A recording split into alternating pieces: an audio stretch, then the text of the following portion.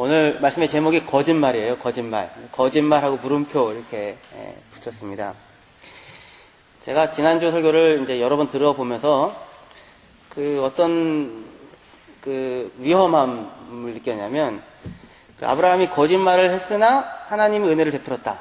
거짓말을 했음에도 불구하고, 잘못했음에도 불구하고 은혜를 베풀었다. 할렐루야. 이런 그런 느낌이 상당히 많이 들 수 있겠다라는 그 생각이 들었습니다. 지난주 설교의 큰 강조점은 사람은 성숙한다는 것이었죠. 과정이 필요하다는 것이었습니다. 그리고 그 성숙은 하나님께서 만들어 가시는 것이고, 지금 아브라함은 첫 시작한 사람으로서 115살 정도 됐을 때 이삭을 바쳤던 그것을 기준으로 하여 아브라함을 두들겨 잡으면 안 된다라는 것이었습니다. 하지만 그럼에도 불구하고 아브라함이 잘못했음에도 하나님이 오히려 축복을 주고 부유하게 하여, 그래서 아브라함이 성숙하게 된다. 그러니까 성숙하게 된다. 성숙이 중요한 내용이었는데, 아브라함이 잘못했음에도 불구하고 어떻게든지 간에 하나님은 축복해서 그를 성숙하게 한다는 것으로, 그러니까 잘못했다는 그 부분에 대하여 면죄부를 주는 듯한 그런 느낌으로 들릴 수 있겠다라는 생각이 들었었습니다. 그러니까 아브라함이 잘못했는데도 하나님은 그를 축복하신다. 그것을 통해 성숙할 수만 있다면 작은 잘못 정도는 아무것도 아니다. 모든 사람이 다 성자가 될 수 있는 것은 아니다. 위장 전입을 얼마나 했건, 탈세를 얼마나 했건 중요한 것은 능력이다. 이렇게 이야기하는 듯한. 하지만 본문이 이런 사실을 정당해주고 있는 것인가 하면 그렇지 않습니다. 하나님은 이 애굽으로의 여행을 통해서 분명히 아브라함을 지금 연단하고 있는 것을 봅니다. 하나님 여기서 아브라함이 애굽으로의 여행을 허락하고 있고, 그리고 이것을 준비하여 지금 아브라함이 그 일들을 이렇게 겪도록 그 무대 가운데, 상황 가운데 아브라함을 이렇게 넣으시는 것을 봅니다.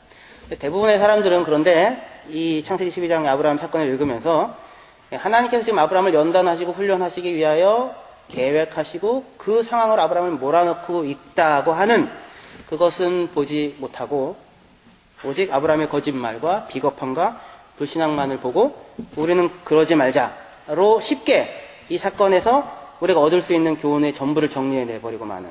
그래서 뭘 못하냐면, 하나님께서 지금 이 상황을 만들어서 아브라함으로 그 상황 가운데 들어가게 하시고 겪게 하시는 것을 통하여 아브라함이 결국 그 일을 마치고 하는 그 고백에 담겨있는 내용이 무엇인가를 깊이 있게 생각해보는 기회를 원천에서 차단하는 우를 범하게 됩니다.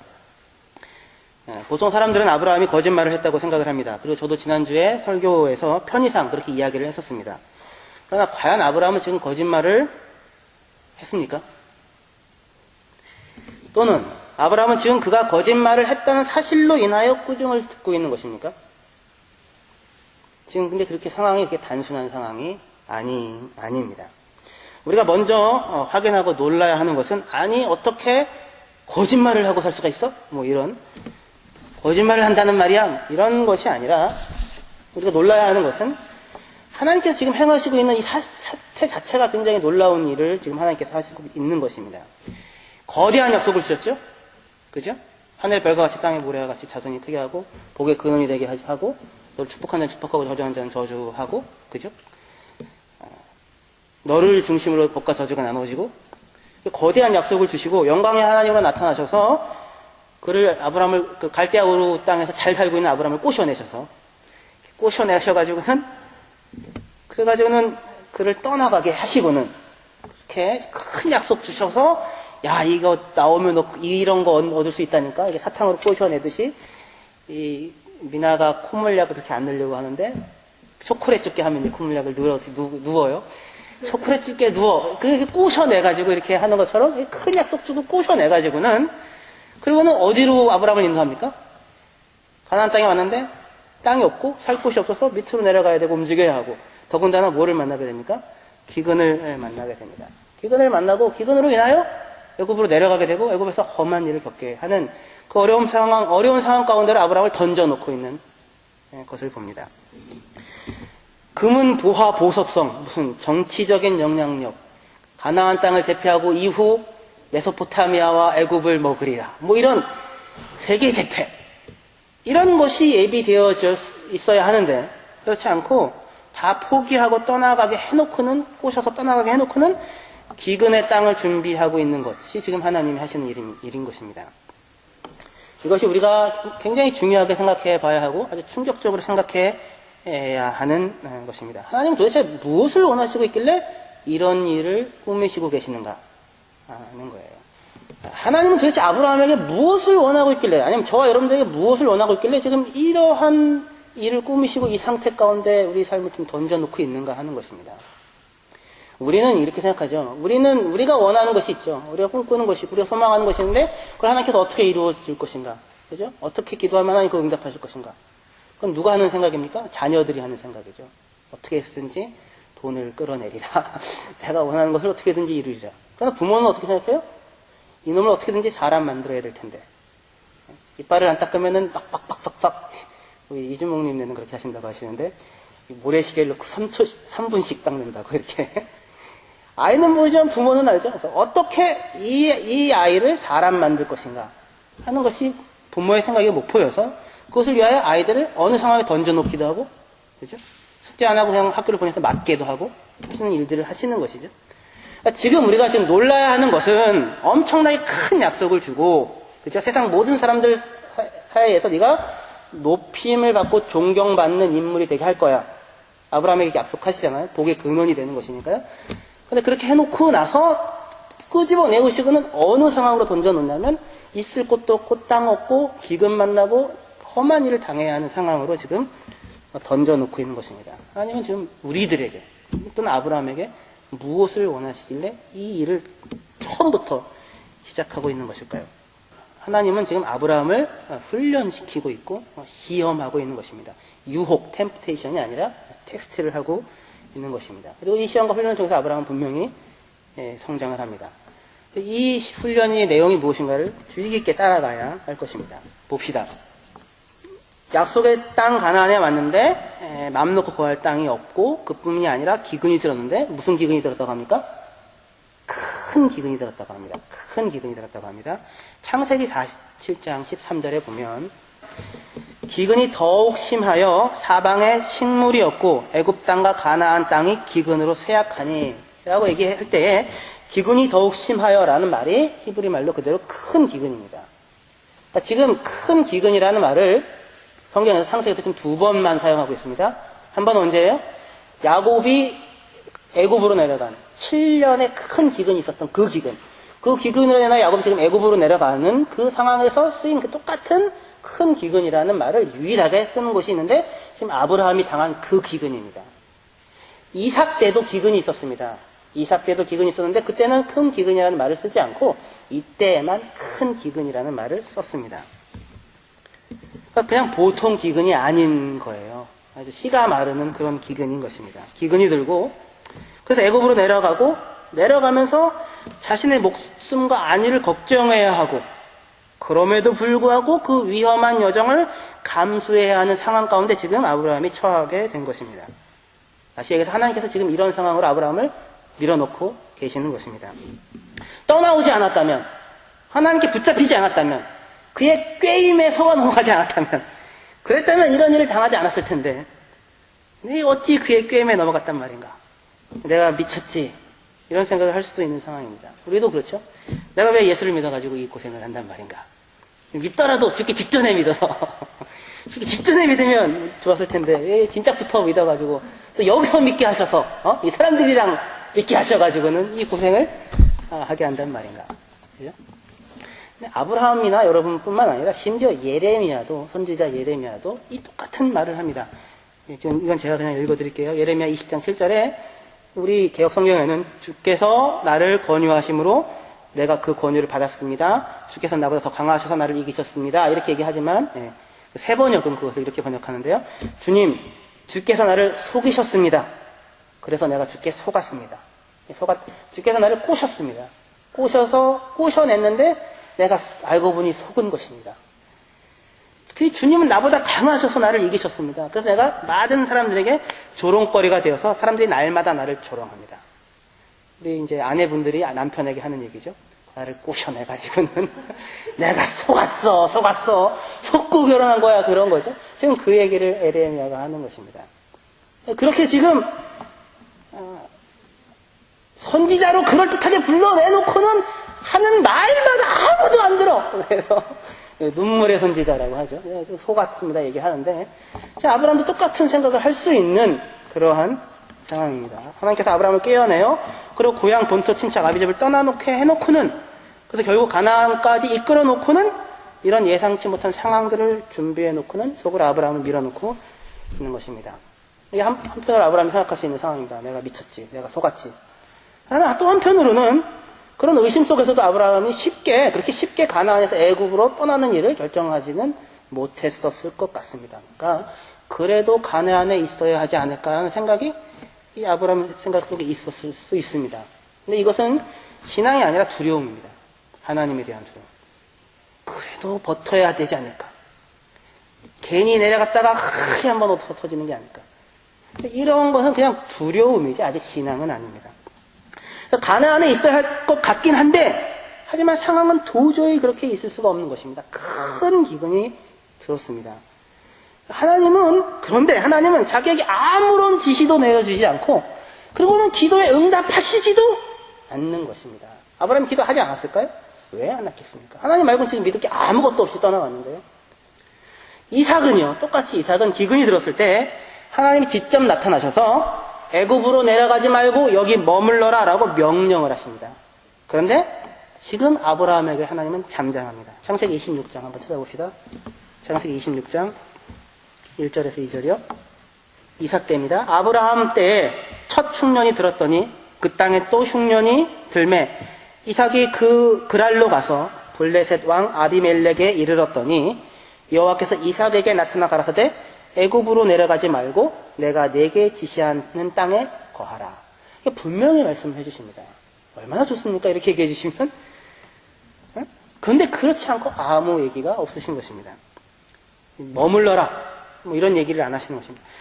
이 큰 기근 속에서 그래서 살려면 어떻게든지 살아야 되니까 살 수 있는 곳은 애굽밖에 없습니다. 애굽은 나일강이 있기 때문에 그게 범람하느라고 기근에 강한 곳입니다. 그래서 애굽으로 내려가든지 아니면 다시 갈대아우로 메소포타미아 티그리스강, 유프라테스강이 흐르는 그곳으로 돌아가야 할 터인데 그럴 수는 없는 것이고, 그래서 애굽으로 우거하러 내려갑니다. 어떻게든 살아야 하기 때문에 내려가는 것입니다.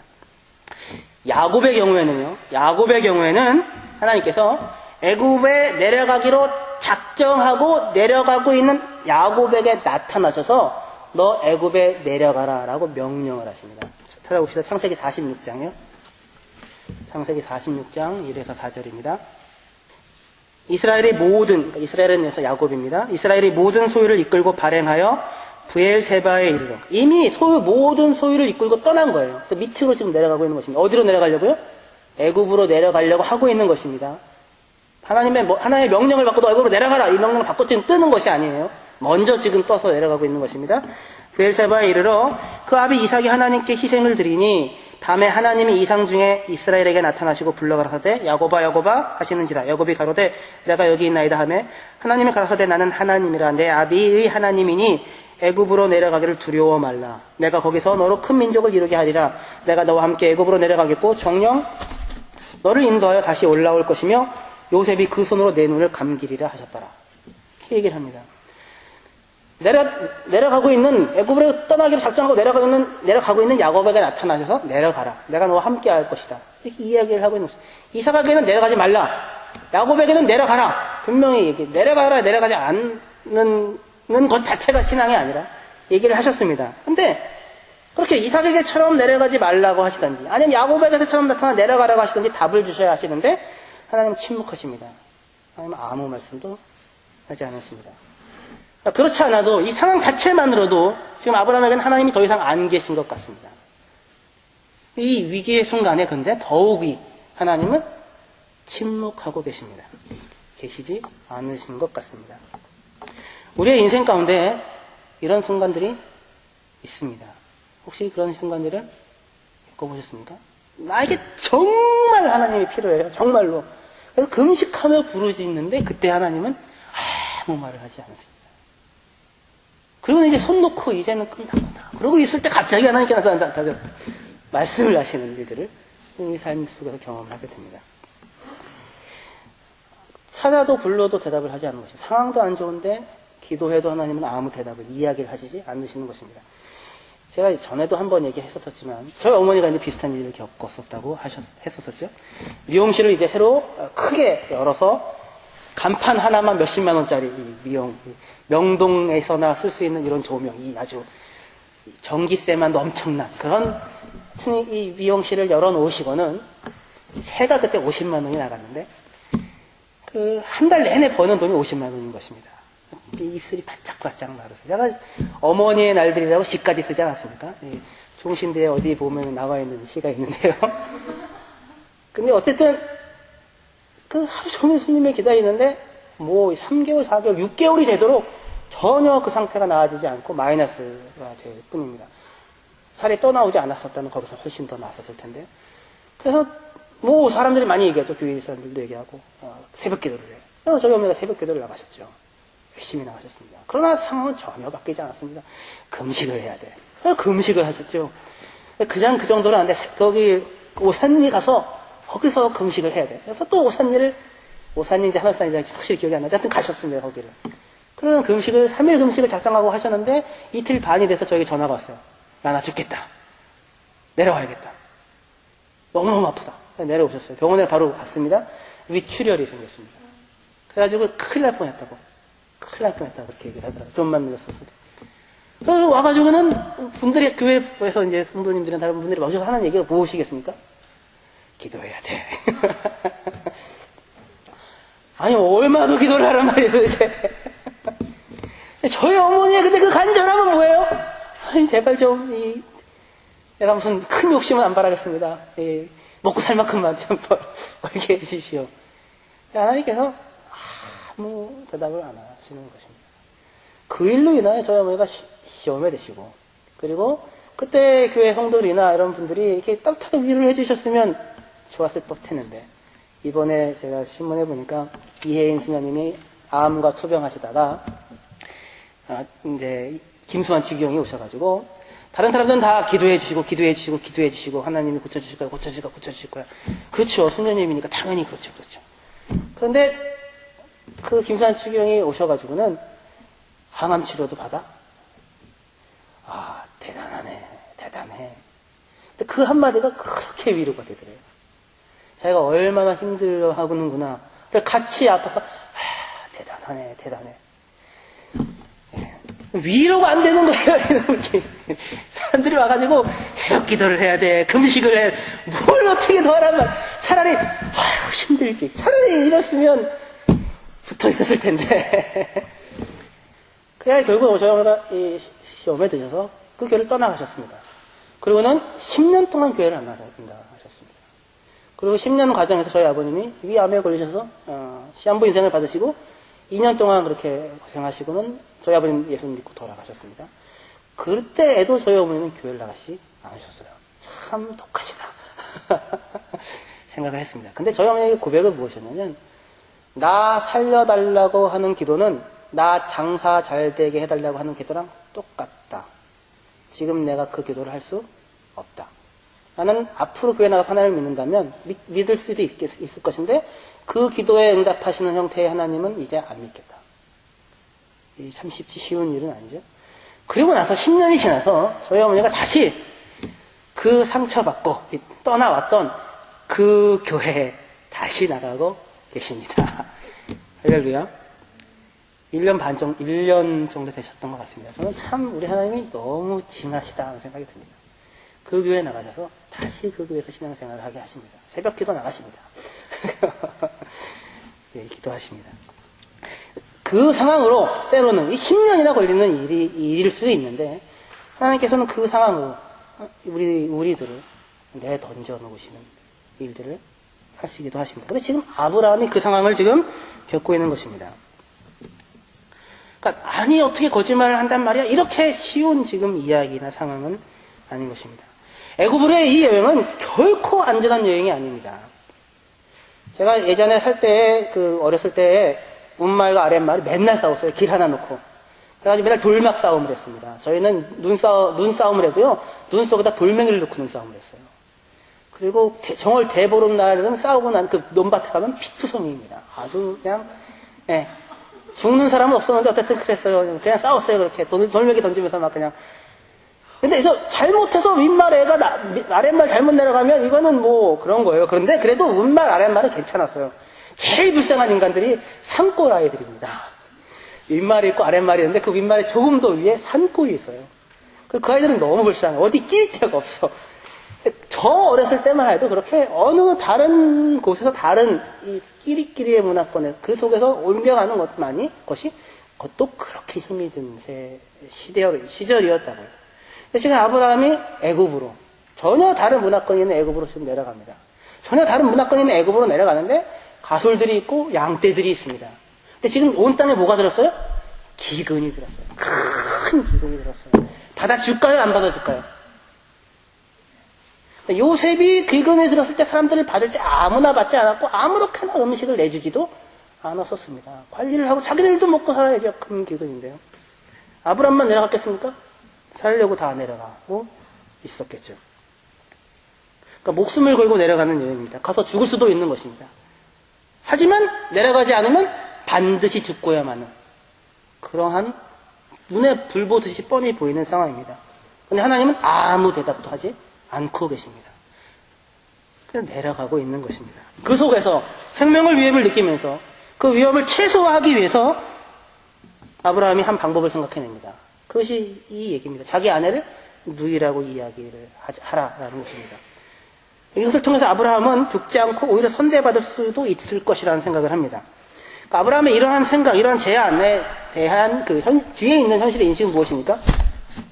애굽에 내려가서는 까딱 잘못하다가는 그냥 죽는다라는 것입니다. 기근 속에 딸린 식구들, 양떼들, 양식 있는 애굽에서 삶을 확보할 수 있는 방법이 무엇이겠는가? 그 방법으로 참으로 아름다운 자기 아내를 누이라고 사람들에게 소개하는 것입니다. 그런데 이것은 정말 사실입니다. 아브라함과 사례는 정말 이복 형제입니다. 아빠는 같은데 엄마가 달라요. 형제 자매, 누이, 이거 사실입니다. 그러니까 틀린 말은 결코 아닙니다. 물론 반만 맞을 수 있는 얘기이긴 하겠지만요. 아브라함은 지금 자기 한 사람만을 책임지고 있는 사람이 또 하나 아닙니다. 그죠? 자기 떼가 있고 식구가 있고 롯이 있습니다. 자기 아내는 혹시 잃어도 롯은 잃으면 안 되는 거예요. 당시에요.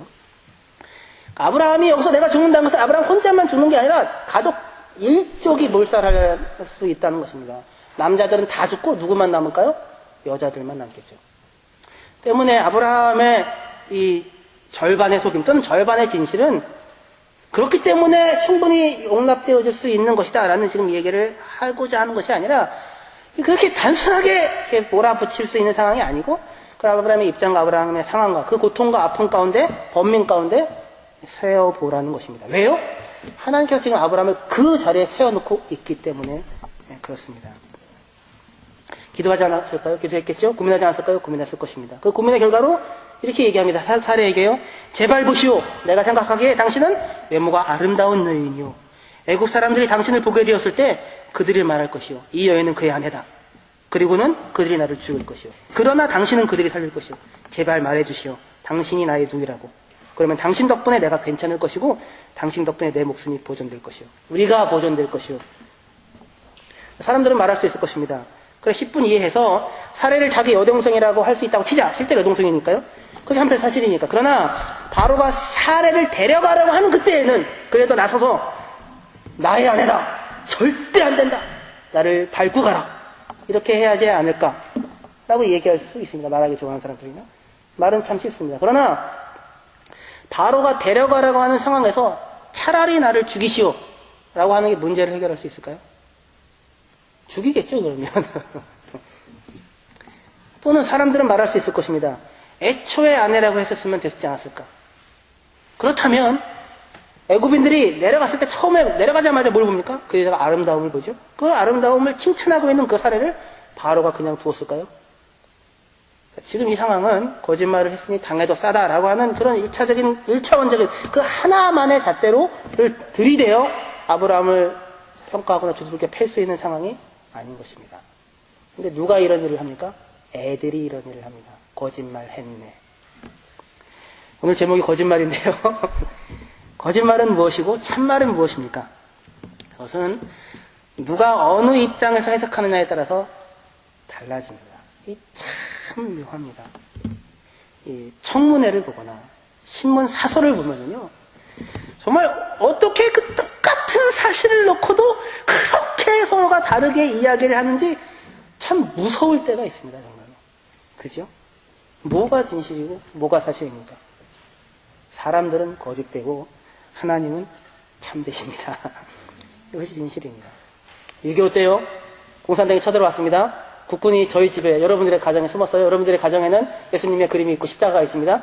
공산당이 들어와서 얘기합니다. 동무, 딱 보니 예수를 믿는 친구구만. 하나님을 믿나? 믿습니다. 그래? 그럼 하나님께 맹세하고, 맹세하고 말하시오. 이곳에 도둑을 숨겼어.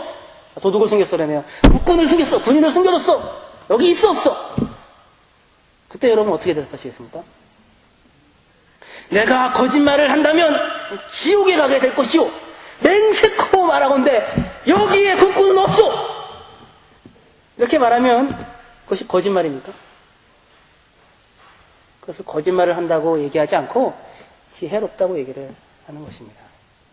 물론 이것은 정말 사실입니다. 왜요? 뭐라고 얘기했어요? 내가 맹세코 얘기하건대 이곳에 국군은 없어. 이곳엔 없다니까. 이곳에 저기 있는데 다락에. 진짜 지혜롭죠, 아주. 동무 말하시오. 예수를 믿어. 믿습니다. 맹세하고 말하시오. 여기 있어 없어? 여기 있는데요. 그거를 정직하다고 얘기합니다. 그거를 정직하다고 얘기하지 않고 쪼다라 얘기합니다. 그 잣대 하나로 재는 것입니다. 아브라함의 이 생각이 과연 그렇다면 지혜로운 생각이었다라고 할 수 있을까요? 아브라함은 생각할 수 있는 모든 지혜를 짜내서 지금 이 생각을 지금 한 것입니다. 인간적으로 보면, 그리고 당시 시대의 잣대를 보면 아브라함은 지혜로운 선택을 했었습니다. 피해를 최소화할 수 있는 방법을 찾았습니다. 하지만 그 아브라함의 그 선택이 과연 하나님 앞에서도 지혜로운 것이라고 할 수 있었을까요? 그거는 또 쉽게, 금방 아까 얘기한 공산당처럼 쉽게 대답할 수만은 또 없어 보입니다. 자, 이제 설교의 핵심에 이르렀습니다. 자, 아브라함의 이 선택, 이 지혜로 보이는 것, 이 행동에 없는 것이 하나 있습니다. 무엇이 없습니까? 거기는 신앙이 없습니다. 지혜는 있는데요, 신앙이 없습니다. 무슨 얘기냐면요, 그러니까 아브라함의 결정에 하나님이 그 결정의 근거로 작용을 하고 있지 않습니다. 애굽으로 떠나내려가는 것, 살아야 하기 때문에요. 그죠? 속여야 되는 것, 이런 속이는 것이 아니라 반만 얘기하는 것, 지혜롭게 하는 것, 그 모든 고민과 부르짖음과 그 속에서 그 아브라함의 모든 지혜로운 결정 속에 결정의 근거로 누구가 작용하지 않아요? 하나님과 하나님의 약속이 작용하고 있지는 않습니다. 하나님 나를 복의 근원으로 삼았다. 내 자손이 이 땅을 차지할 것이다. 이런 내용이 그의 결정을 방향짓고 있고 있지는 않습니다. 그죠? 하지만 그렇다고 해서 지금 제가 아브라함을 나무라고 있는 것은 아닙니다. 아브라함은 지금 그런 신앙을 갖고 있는 처지입니까? 절대로 그렇지 않습니다. 그러니까 지금 아브라함의 문제, 성경 기자가 지적하고 있는 문제는 거짓말을 했다 뭐 이런 것이 아니라 아브라함이 지금 아직 하나님을 신뢰하지 못하고 있는 상태 가운데 이 고통을 통과하고 있는 중이다라고 하는 것입니다. 거짓말을 했으므로 이 일을 당한 것이 아니라 하나님을 신뢰하지 못하고 있는 상태 속에서 몰아놓으시고 그 일들을 겪게 하시고 있는 것입니다. 선악과 금령을 어겼을 경우에 사과를 따먹었다. 선악과를 따먹었다는 것이 문제가 아니라 그걸 따먹는 행동 자체가 뭘 뜻해요? 하나님을 신뢰하고 있지 못하다. 하나님은 믿을 수 없는 존재다라고 하는 것이죠. 누굴 믿겠다? 나를 믿겠다라고 하는 것을 나타내는 것이죠. 여기도 마찬가지입니다. 무슨 거짓말이냐, 반만 진실이냐, 지혜로운 그런 것이 아니라, 그게 문제가 아니라 신뢰가 지금 문제입니다. 문제는 지금 아직은 아브라함이 그런 신뢰를 가질 수 있을 만한 사람이 아닙니다. 이 상황 속에서, 기근의 상황 속에서, 하나님의 침묵 속에서, 생명의 위협 속에서, 애굽 왕의 권세 속에서 과연 하나님을 신뢰할 수가 있겠습니까? 여러분들은 어떻습니까? 하나님께서 지금 아브라함을 그 상황 가운데 몰아넣고 있습니다. 그 상황에서도 하나님께서는 지금 나를 믿어라! 라고 지금 당장 요구하고 있는 것이 아닙니다. 그것이 아니라 하나님께서 지금 이를 통하여 하시고 싶은 내용은 뭐냐면 하나님을 신뢰하여 믿음으로 살아나갈 수 있는 사람으로 아브라함을 키우기 위하여 지금 아브라함을 이 모진 육체적이고 정치적인 고통 속으로 몰아넣고 있는 것입니다. 아브라함의 아내가 바로의 궁전으로 불려간 그날 아브라함은 띵까띵까 하면 즐거웠을까요? 드디어 마누라에게서 해방이구나. 무슨 즐거웠을까요? 내가 바로의 매제가 되었어? 그러면서 막 즐거웠을까요? 은근 패물이 풍부해? 아니죠. 이거는 진짜 끔찍한 상황입니다. 자기 아내가 자기 식솔이 자기로 인하여 지금 수치를 당하고 그리고 그 수치를 당한 상황을 자기가 감수하지 않을 수 없고 그런데 그 속에서도 자기는 끽소리도 하지 못하고 있어야 하는 그 밤들을 보내고 있는 것입니다. 하나님은 지금 아브라함을 그 상황을 끝끝내 통과하게 하십니다. 그리고는 비로소 개입하기 시작하십니다.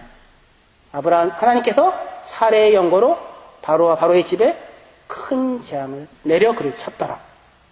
사례로 인하여 바로의 집에 재앙이 내려집니다. 그리고는 마침내 바로가 아브라함을 불러 이렇게 얘기하게 합니다. 어찌하여 너는 내게 이와 같이 행했느냐? 어찌하여 너는 말하지 않았느냐? 그녀가 너의 아내라고. 어찌하여 너는 그녀는 내 누이입니다라고 말했느냐? 그래야 내가 그녀를 나를 위해 아내로 취하게 하느냐? 그러나 이제 보라! 내 아내니라! 취하라! 그리고 떠나라. 이 말을 하게 하시고 하나님께서는 지금 아브라함을 올려보내는 것입니다. 이때 아브라함이 뭘 경험했겠습니까? 뭘 체험했겠습니까? 아, 하나님이시구나. 어디에도 하나님이 없어 보였는데요. 그런 비참한 상황 속에서 교류할 수밖에 없었던 상황이었는데요. 근데 그 아브라함에게 하나님께서 끝끝내 마침내 찾아와 하나님께서 개입하여 아브라함을 건져내시고 사례를 살려보내시고 그리고 바로가 감히 어쩌지 못하는 하나님으로 자신을 아브라함에게 알려주시고 있는 것입니다. 이 일로 인하여 아브라함은 지금 이 일을 겪으면서 돌이킬 수 없는 어떤 하나의 확실한 기초를, 신앙의 기초를 얻게 됩니다. 하나님이 나와 함께 하시는 거예요. 천지를 지신 하나님이 함께 하시는 거예요. 바로의 손에서 건지신 하나님. 내 고통과 눈물을 보시는 하나님. 안 보시는 줄 알았는데 내 번민과 아픔을 아셨던 하나님. 내 연약함과 어리석음을 크신 사랑으로 덮으시는 하나님. 이것입니다. 하나님께서는 저와 여러분들에게 반드시 이런 일들을 삶의 가운데 만들어내시고 출발시키십니다. 확실한 근거를 세워놓고 출발시키는 일들을 하십니다. 하나님께서 여러분들을 그런 상황에 이미 처해 놓게 하셨을 것입니다. 그죠? 많은 상황들을 통과해 오셨고 많은 상황에서 바로를 뚫게 패시고 여러분들을 건져내시는 여러분들의 고통과 여러분들의 아픔과 여러분들의 눈물과 여러분들의 하소연과 하나님이 없는가 보다 하는 도대체 내 기도를 들으시는가 그러한 상황에서 내가 너를 알고 내가 내 아픔을 알고 내가 너를 듣고 있었고 내가 내 길을 인도하고 있다. 내가 너를 붙잡고 있고 내가 약속한 이 일을 반드시 이루고야 말 것이다. 라고 이야기를 하시는 것입니다. 이 하나님의 손에 붙잡혀서 아브라함의 이후의 여정을 따라 앞으로 저와 여러분들의 삶의 여정들을 그 손에 붙잡혀서 살아나가는 저와 여러분들이 되시기를 소망합니다. 기도합시다.